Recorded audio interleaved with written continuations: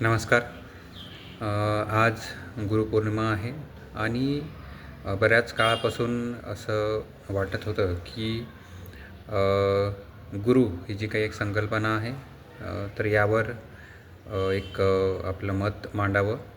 आता आपल्याला शाळेमध्ये जे शिक्षक शिकवतात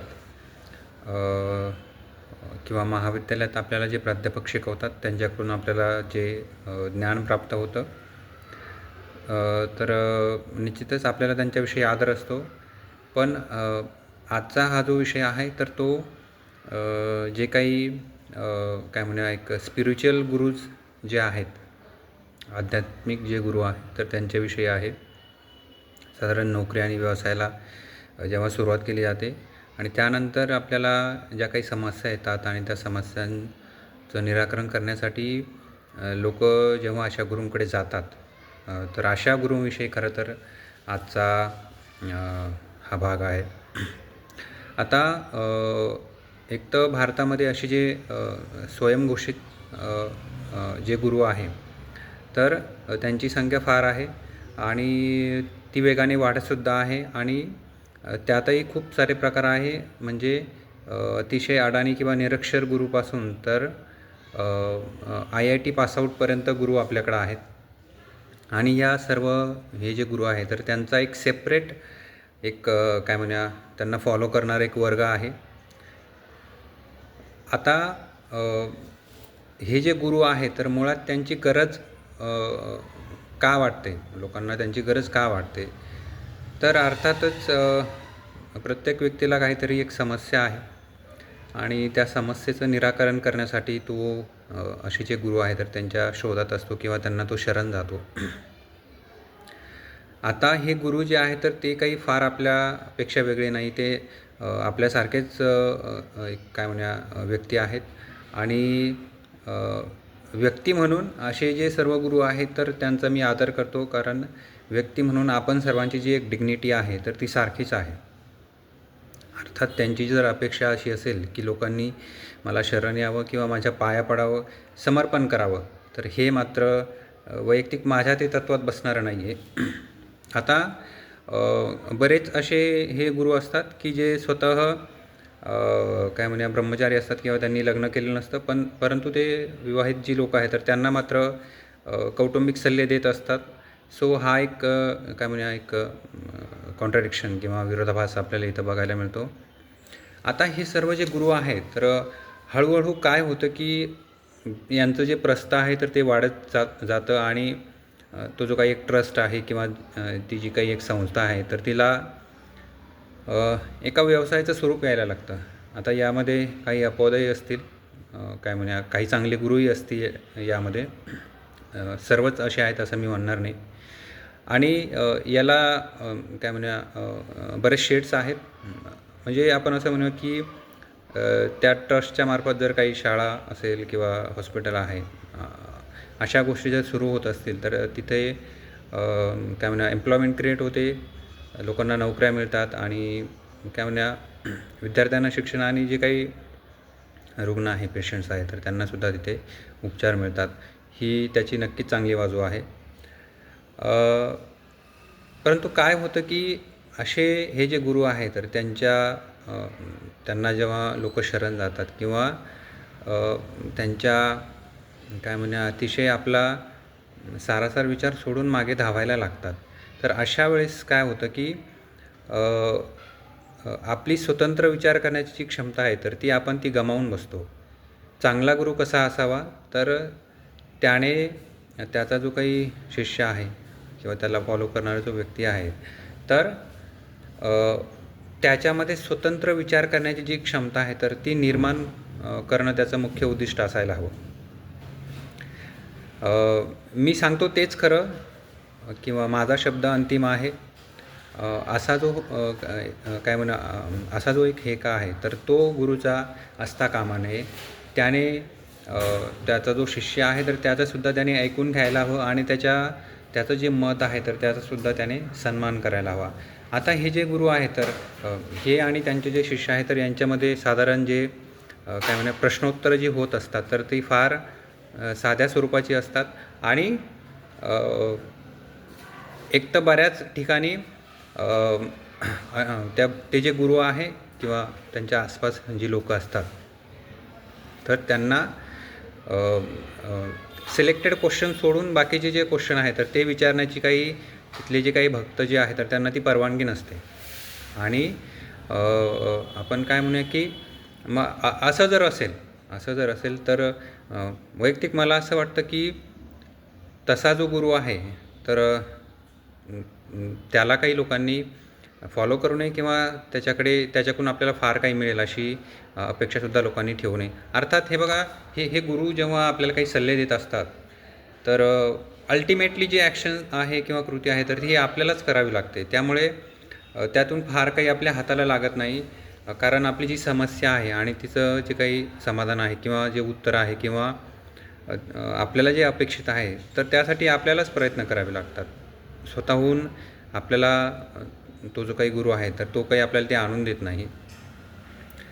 फक्त इथं एक लक्षात घेण्यासारखी गोष्ट काय आहे की एकूणच समाजाची मानसिकता अशी आहे की त्यांना जबाबदारी घ्यायची नसते. निर्णय जो आहे तर त्याची जबाबदारी घ्यायची नसते आणि त्यामुळे ते गुरुला प्रश्न विचारतात की मी आता हे काम करू का किंवा कसं करू, आणि मग आता हे गुरुने सांगितलेलं आहे त्यामुळे निर्णयाची जबाबदारी गुरुवर जाते. आणि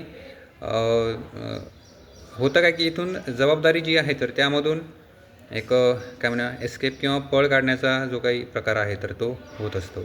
आता एकूणच जो समाज आहे तर तो सतत एखादा जो काय म्हणूया गुरु आहे किंवा सॅवियर जो आहे तर त्याच्या शोधामध्ये असतो.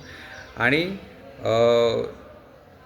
आपण त्याला काय म्हणू शकतो की असा जो समाज आहे की जो सतत कोणावर तरी अवलंबून आहे तर त्याची जी काही एक बौद्धिक जी प्रगती आहे तर ती मात्र होऊ शकणार नाही असं वैयक्तिक मला वाटतं.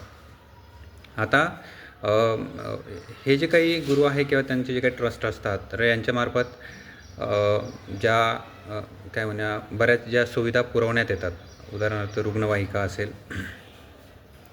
आता ह्या ज्या रुग्णवाहिका आहे तर यांच्यावर मॅक्झिमम ठिकाणी काय असतं की ही जी ट्रस्ट आहे किंवा तेथील जो एक गुरु जो आहे तर त्याचं खूप मोठ्या अक्षरात तिथे नाव असतं, परंतु भक्तांच्या देणगीमधून ही ॲम्ब्युलन्स खरेदी केलेली आहे असं मात्र कुठेही लिहिलेलं नसतं.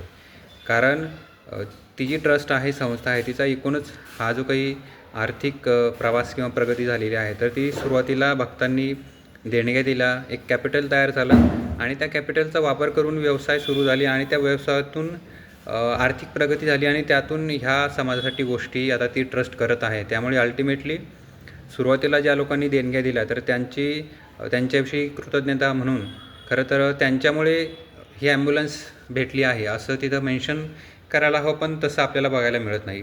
आता किंवा त्या ट्रस्टमध्ये काम करणारी जी लोकं आहे त्यांना ह्या गुरुने सांगायला हवं की भावांनो, मला काही आता शरण यायची आवश्यकता नाही, मी तुमच्यासारखा सामान्य व्यक्ती आहे आणि हे सगळं जे उभं राहिलेलं आहे तर हे तुमच्यामुळं आहे. परंतु हे गुरु मात्र असं काय म्हणूया बोलताना दिसत नाही की आता माझी काही पाया पडण्याची आवश्यकता नाही आहे. मुळात पाया पडणे आपल्या घरातील जे आईवडील आहे, वयस्कर जी लोकं आहेत तर त्यांच्या पाया पडणं आपण काय म्हणूया ते समजू शकतो ते, किंवा ते फार फार ओघाने येतात त्या गोष्टी. परंतु असा एक व्यक्ती की व्यक्ती म्हणून त्याची जी डिग्निटी आहे तर त्याचा आदर आहे, परंतु सारासार विचार न करता जेव्हा आपण त्याला समर्पण या भावनेने जात असतो तर ते मात्र व्हायला नको. आणि त्या गुरुने असं घोषित करायला हवं की आता हा जो काही उत्सव होत आहे, गुरुपौर्णिमेचा उत्सव होत आहे, तर कुणीही माझं दर्शन घ्यायला येऊ नका असं त्याने खरं तर म्हणायला हवं. कारण आपण त्याला काय म्हणू की असं जेव्हा आपण ह्या भावनेने जेव्हा आपण जातो आहे, समर्पण भावनेने जेव्हा आपण जातो आहे तर स्वतंत्र विचार करण्याची आपली जी क्षमता आहे तर तिचा विकास होत नाही. आणि बऱ्याचदा आपल्याला असं बघायला मिळतं की शेजारचा जात आहे किंवा मित्र जात आहे, रिलेटिव्ह जात आहे आणि म्हणून मी सुद्धा जायला हवं. ही जी काही एक गोष्ट आहे तर ती मात्र आपण टाळायला हवी. कारण सुदैवाने निसर्गाने प्रत्येकाला एक स्वतंत्र मेंदू दिलेला आहे. असं तर नाही की काहीतरी हजारो किंवा लाखो लोक आहे आणि त्या सर्वांना मिळून एकच मेंदू दिलेला आहे आणि त्याचा जो निर्णय आहे तर तो सर्व बाकीच्या लोकांना ॲप्लिकेबल होईल असं असं काही नाही. सो असे जे गुरु आहेत तर त्यांना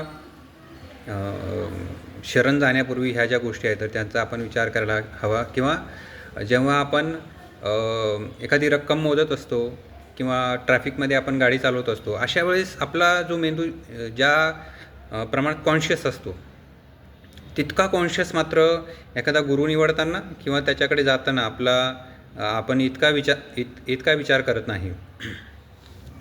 त्यामुळे हे एकूणच यातून आपण काय म्हणू की मला एवढंच सांगायचं आहे की आपला जो गुरु आहे तर एका विशिष्ट काळानंतर आपल्याला त्याची आवश्यकता संपायला हवी. पण असं होताना दिसत नाही की बराच काळ किंवा अगदी शेवटपर्यंत लोक हे जे गुरु आहेत तर त्यांना ते फॉलो करत असतात.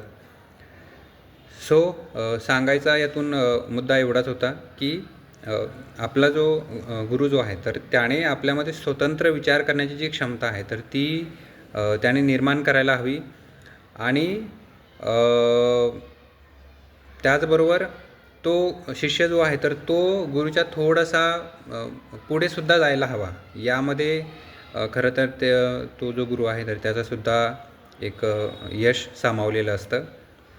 आता याला दुसरं एक काय म्हणूया अँगल काय आहे की हे गुरु जे असतात तर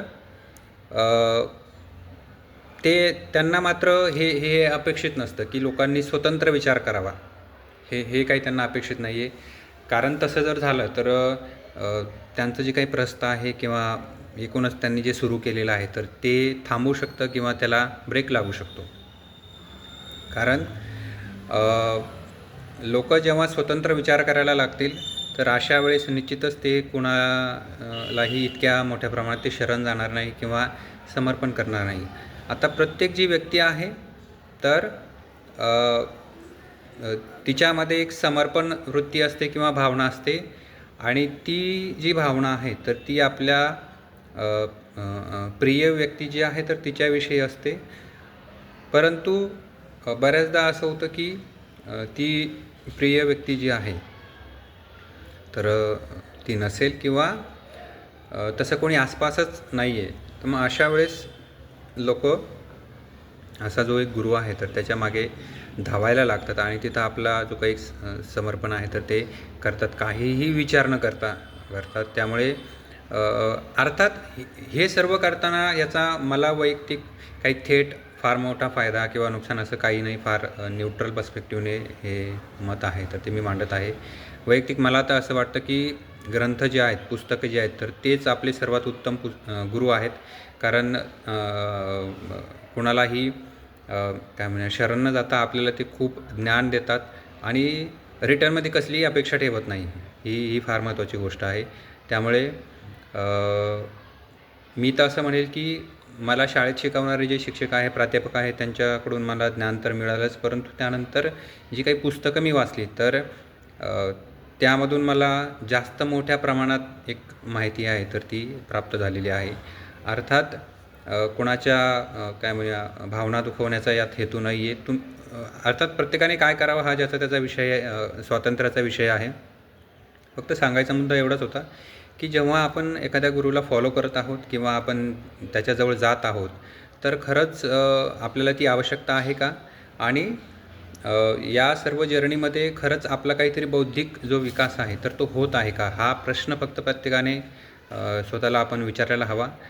तुम्हाला याविषयी काय वाटतं मला ते कमेंटमध्ये नक्की सांगा. थँक्यू.